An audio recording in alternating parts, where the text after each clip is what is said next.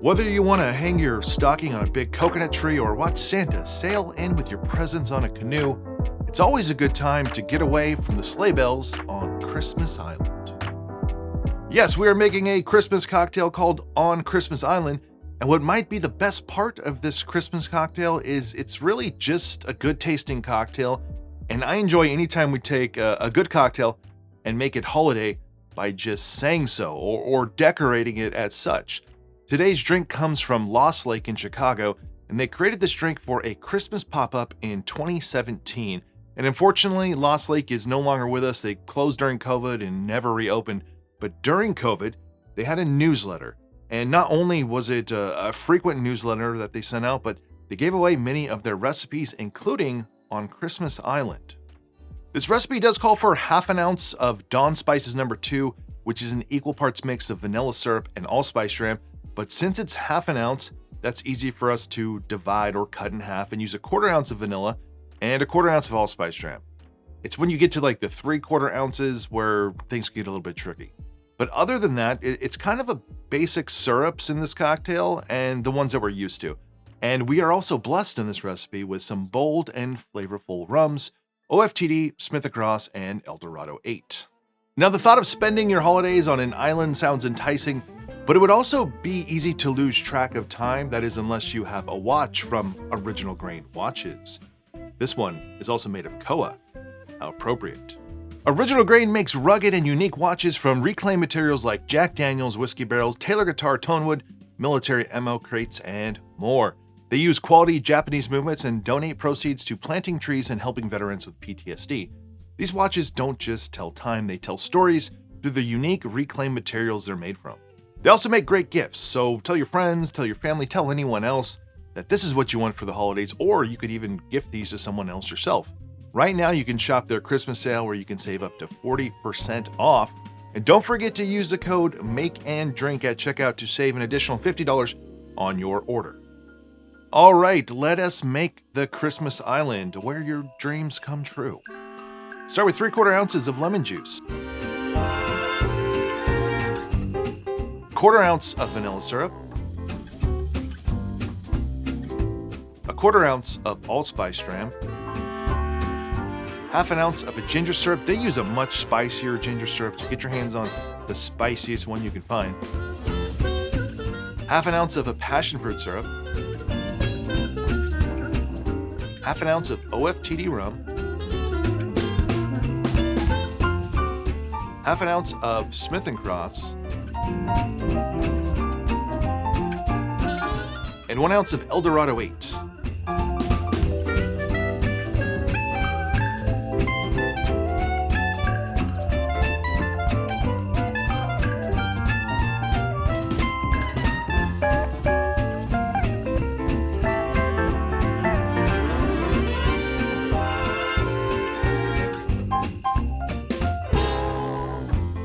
Serve this in a festive holiday glass, and then you're gonna garnish this as over-the-top, tacky, Christmassy you can think of. If you have some tinsel, put some tinsel in there. Whatever you can find, grab some ornaments from a tree, whatever it is, make it over the top. That's what's really gonna sell this as a holiday drink.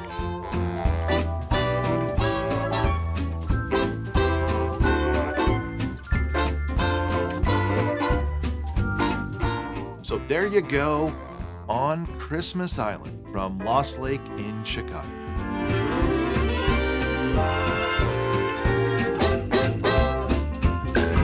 All right, let's try it. Cheers.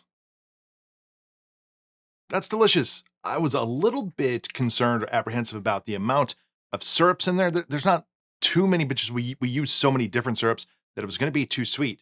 But when you're making cocktails, it's important to try that cocktail first before thinking that something is too sweet or not strong enough or whatever it is, because the amount of sugar does not equal sweetness. Sweetness is something we perceive. So if you're using passion fruit, then you're going to get some tartness from that syrup. If you're using ginger, you're going to get the heat and the spiciness of that syrup. It's not equal to a passion fruit and a ginger syrup is not equal to a simple syrup, even if they're the same brick, same amount of sugar. And then when you put this in a drink that only has 2 ounces of rum, but we're using 2 rums here that are overproof. So now you're figuring out the balance here of a drink. So the best way to do that is to try it first, and then if you think it's too sweet, adjust it from there. If you think it's not sweet enough, adjust it from there. I find this to not be too sweet. And it is that combination of ginger and allspice and passion fruit with the lemon juice that provides like a nice tartness plus that heat from the ginger. And I think that the one from Lost Lake is gonna be even spicier because they're gonna use a spicier ginger syrup. So there's a lot of flavors here that we are all familiar with, but in this combination, it's something that is familiar, yet to me at least, new and a little bit different. It's that ginger and passion fruit. Now, if you look at this drink, I already know there's gonna be like 10 to 20 of you that are gonna say something like, isn't that just some other drink, except, 1, 2, 3, 4, 5 things are different? And yeah, that is everything. That is everything in life. Everything is a certain degree difference from something else, and that's okay. This time of year, hey, you don't have to be, Ebenezer Scrooge here, bah humbug every single drink that you see, just because we happen to know about some other drink that might be the same. The people that made this, maybe they don't know about it. And I don't even know what this drink is similar to. I'm just going off on a holiday rant right now. But hey, on an actual serious note, if you're one of those people, every time you see a cocktail that has 1 or 2 things different, or maybe it's 3 or 4 things different than another cocktail, and your first response is, isn't that just this? Make it your New Year's resolution to not do that. Open yourself up to the wide possibilities that people in different places make up the same thing or similar things all the time without even knowing that that other thing exists. Because it's not only possible, it is likely that that is the case. All right, one final note here is that I was going to do a video on glassware, the glassware that I like to use, the most common ones I use, where I get them from, all that sort of stuff. I just ran out of time. I will get to that sometime in the year 2026, hopefully early in the year. But having said that, I am always selling some of the glassware I have, vintage glassware. And over the last few months, I haven't had much there because I kind of sold a whole bunch of it many months ago. But I have a lot of glassware. And these are all types of different glassware. Some of them are vintage. Some of them are things from my family. Some of them are things that I've had for a year. Some of them are things I've had for many years and years and years. And for a long time, I was keeping, 1, 2, 3, 4 sets of them. I just don't have room. Everything under the bar here is glassware. Everything back under the bar here is glassware. And now I have these like boxes of glassware to the side. So I'm keeping like 1, maybe 2 of a lot of the glassware I use, and I'm going to sell the rest to you. I'm trying to keep prices affordable, but as a, solo person doing all this, I'll tell you that anytime you ship anything in a box, it's like $10 to $15. So if you're interested and you buy one of these vintage glassware, or I don't know, maybe it's a modern glassware, over the next few days after me posting this video, I will do my best to get it out to you before Christmas. Some of the glasses will be like one-off glasses. Some of them will be 2. Some of them might be a collection of like 3 different ones. It just depends on what I throw together. But if you do want to buy glassware, head to the MakeAndDrink shop. Use the link that's in this episode's description near the top of the page, and you'll be supporting me, you'll be supporting this channel, and you'll get some cool glassware. And for the glassware that you might look at that hasn't shown up here on the channel in the future, the plan is that everything will show up here, so you have a cocktail it kind of corresponds to if you're into that.